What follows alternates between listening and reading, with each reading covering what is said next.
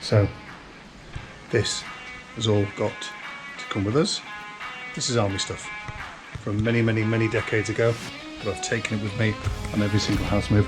I don't see why France would be any different. Yeah, that's the old wrecking. This is stuff that's got to go. Okay.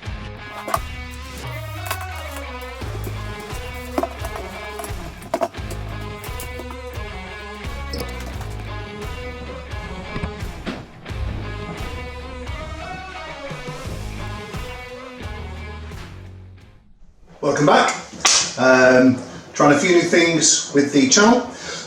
You might have seen that we've now got a banner at the top. We've got a watermark and we've changed our logo a little bit. So you'll see from the start of the video that we're just trying to ramp things up a little bit using an old tripod, using my old Nikon 900.